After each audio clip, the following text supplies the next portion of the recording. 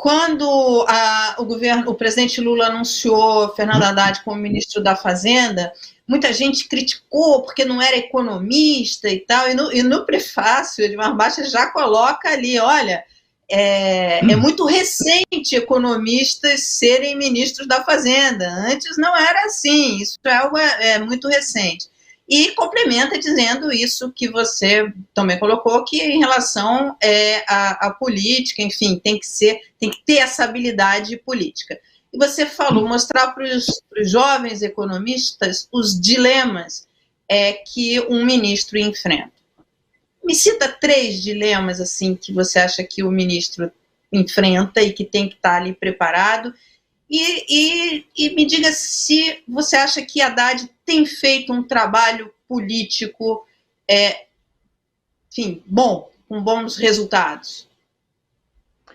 Olha, Mara, eu acho que o primeiro dilema é, na verdade, uma percepção, né? É preciso perceber que o economista não pode nada. Aliás, ninguém pode tudo, né? No governo. É a percepção de que não basta ter o de bom diagnóstico, as boas ideias, a capacidade de implementação, mas isso precisa estar associado a um apoio da sociedade e à aprovação do sistema político, porque nenhuma das regras propostas pelos economistas pode se tornar aplicável à economia sem aprovação do Congresso Nacional.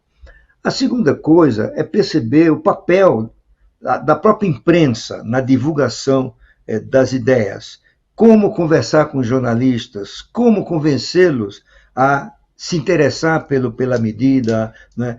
Como convidá-los a participar da divulgação e assim por diante. E um terceiro é saber que entre esses dilemas está a necessidade de enfrentar os grupos de interesse dentro do próprio governo, né? Tem grupos de interesse dentro do governo que se opõem a medidas saneadoras das finanças públicas, que evoluem a ação do governo na direção correta para enfrentar problemas graves e por aí afora. E, por exemplo, no meu caso, eu enfrentei dentro do próprio Banco do Brasil uma grande pressão contra as ideias que eu defendia, né? Você conhece essa história, está lá no livro, né? Na crise de 1982, que o Brasil quebrou, digamos assim, e conosco mais de 30 países, inclusive a Coreia do Sul naquela época, né? Quando houve uma crise de crédito gigantesca a partir da moratória mexicana de agosto de 1982, todos esses países tiveram que fazer acordos com o FMI. E esse acordo com o FMI obrigava o país a seguir certas regras, a assumir determinados compromissos, particularmente com a gestão da política macroeconômica e especialmente da política fiscal. E foi nessa negociação com o FMI, e nós fomos várias vezes ao Washington, eles vieram várias vezes aqui, foi um processo que durou mais de um ano, né? E depois mais 1 ou 2 anos de implementação, nós fomos nos dando conta de que vamos dizer assim, as instituições de finanças públicas no Brasil padeciam de grave atraso institucional, né? O Banco do Brasil era o executor do orçamento, não tinha Secretaria do Tesouro Nacional. A dívida pública era administrada, comandada por uma gerência do Banco Central. Nós tínhamos vários orçamentos. Nós tínhamos um orçamento monetário que representava a consolidação dos balanços do Banco Central e do Banco do Brasil, e por onde corria o subsídio. Nesse sentido, em termos de poder, o orçamento monetário era mais importante que o orçamento da União, né? O Conselho Monetário Nacional tinha 30 ou tantos componentes, porque era sinal de prestígio, conceder subsídio para a exportação, para a agricultura, para o agronegócio, e assim por diante, né? Então, o que nós fomos percebendo é que isso precisava mudar. Isso era uma coisa perigosíssima, porque atribuía ao governo um poder que nenhuma democracia admite conceder, não é? E eu, então, convenci o ministro da Fazenda, Hernando Galvez, a constituir um gigantesco grupo de trabalho para a gente fazer uma radiografia do setor público. O ministro aprovou, depois teve o apoio do Delfim Neto, que era então o ministro do Planejamento, e nós reunimos, Mara, uma equipe de mais de 100 técnicos do governo federal, a maioria do Banco do Brasil, do Banco Central e do Ministério da Fazenda, mas também muita gente do planejamento, da indústria de comércio, da agricultura e por aí afora. E durante 2 anos, nós fizemos essa radiografia e constatamos que era preciso uma série de medidas que eu vou resumir aqui em 2 ou 3 palavras. Primeiro, acabar a conta de movimento do Banco do Brasil e do Banco Central. O Banco do Brasil sacava quanto ele quisesse no Banco Central para exercer a condução de empréstimos que eram tidos como prioritários para o governo federal, né? Havia além o orçamento monetário, nós tínhamos que acabar as funções de fomento do Banco Central. O Banco Central era um banco de fomento, financiava a agricultura, as exportações, o agronegócio. O Banco Central tinha equipe de análise de projeto com engenheiros, economistas, advogados, como se fosse o BNDES, não é? E tudo isso era incompatível com a função da autoridade monetária, que é de assegurar a estabilidade da moeda e a saúde do sistema financeiro. A função de fomento do Banco do Brasil do Banco Central era uma contradição em termos, né? E quando começamos a vazar as primeiras conclusões, formou-se no Banco do Brasil, sob coordenação do Sindicato dos Bancários de Brasília e de alguns altos funcionários do Banco do Brasil, uma corrente contra a medida, né?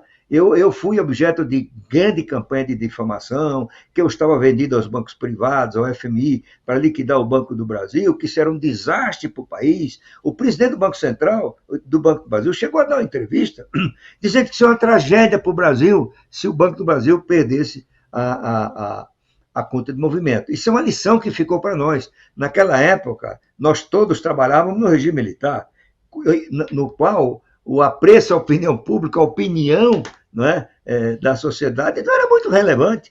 A gente tinha o poder, fazia e pronto, né? Essa foi uma das grandes lições que eu aprendi no exercício da liderança desse grupo. Felizmente, aqui levaríamos hora contando tudo, felizmente esse projeto foi implementado, nasceu a Secretaria do Tesouro Nacional, que hoje tem respeito nacional e internacional, acabou o orçamento monetário, todos os subsídios foram para o orçamento da União, transparentes, acompanhados pela sociedade, pela imprensa, e o Brasil deu um salto de qualidade na gestão de suas finanças públicas. Não resolveu todos os problemas, tem muita coisa ainda para resolver, mas eu atribuo grande parte do sucesso do Banco Central, que hoje goza de prestígio internacional, seus presidentes são eleitos melhores presidentes do Banco Central do mundo. Aconteceu isso com William Godfrey, aconteceu agora com Roberto Campos Neto, né?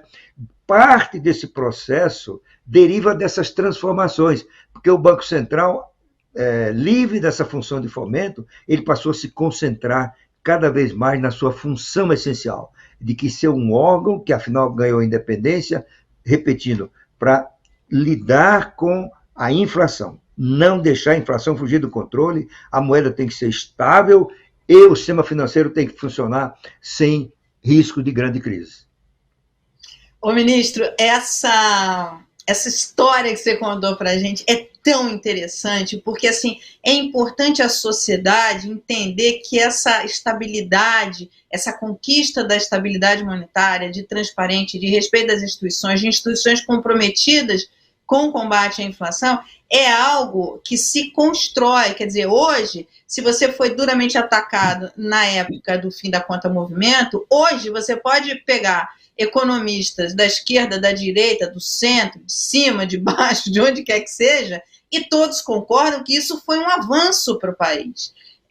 O fim da conta movimento é emblemático, enfim, o avanço que isso deu para construir esse alicerce de instituições no país que vão defender a moeda, porque eu acho que não tem nada pior para uma sociedade, sabe, não ter a sua moeda. Isso pavimenta populismo, isso pavimenta populismo de esquerda, de direita, enfim, regimes autoritários.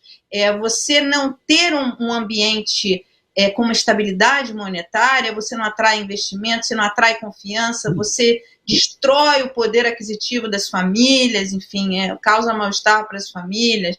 Eu vivi numa época, ministro, que a inflação chegava, eu entrei no mercado de trabalho, a inflação era 80% ao mês. Então, assim, eu ganhava milhões e não valiam nada, enfim. Você andou dando conselhos para o presidente do Banco Central, para Roberto Campos Neto, nesses ataques que ele sofreu? Falou assim: calma, meu filho, calma, que isso vai passar e ainda vão te dar valor no futuro. Você conversou com ele? Olha, Mário, primeiro deixa eu me cumprimentar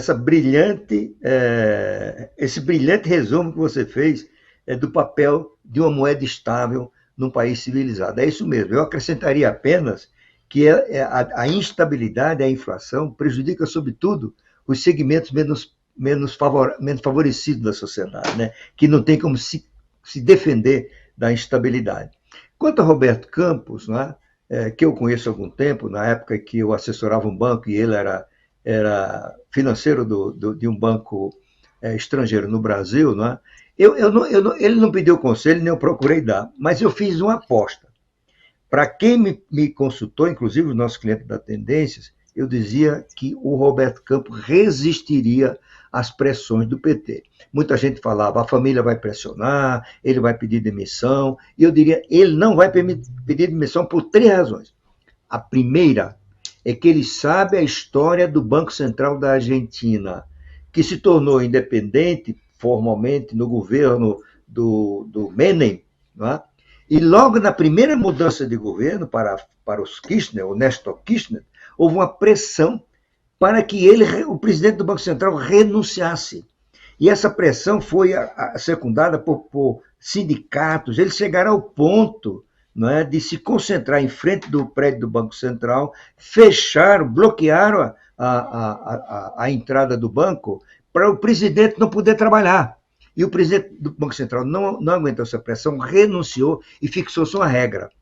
O Banco Central da Argentina continua independente por lei, mas a cada mudança de governo o presidente pede demissão. Portanto, não existe mais essa independência. A gente está vendo agora o que aconteceu na Argentina com o novo governo peronista que agora está lá, né? Eles mandaram o Banco Central manipular a taxa de juros para baixar a taxa de juros, como o Lula queria aqui no Brasil, né? E agora a Argentina está com inflação de 115%, 120% ao ano, e taxas de juros, a Selic deles, de mais de 100%. Certo?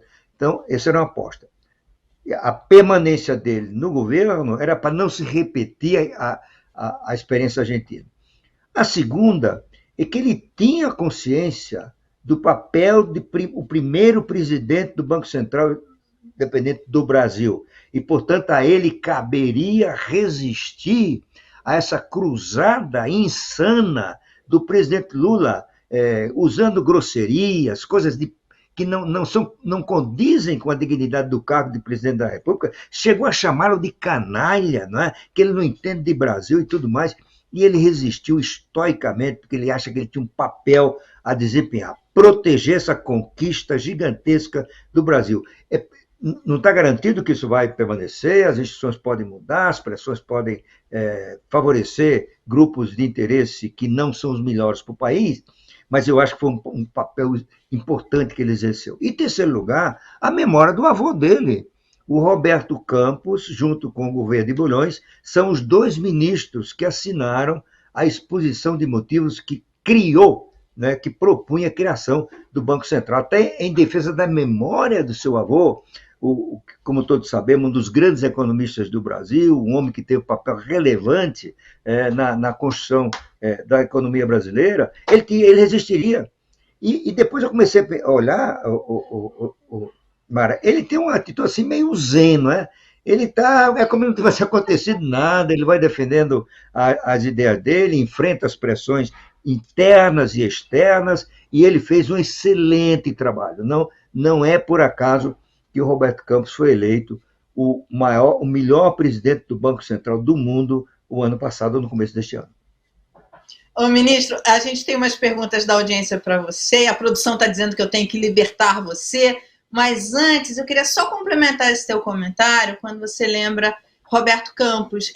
A Rosa Freire da Guiar, que foi casada, viúva de Celso Furtado, ela editou um livro que tem as cartas de Celso Furtado, né, com vários. Em um capítulo tem as cartas que ele trocava com o Roberto Campos. Quer dizer, Roberto Campos, um liberal, puro sangue, Celso Furtado tinha uma outra visão da economia e os dois tinham um respeito e uma admiração intelectual um por outro.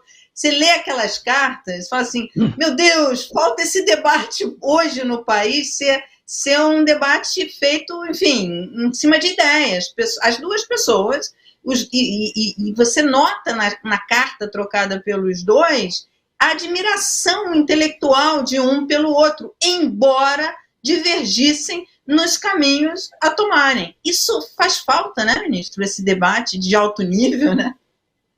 Eu acho que faz muita falta, sabe?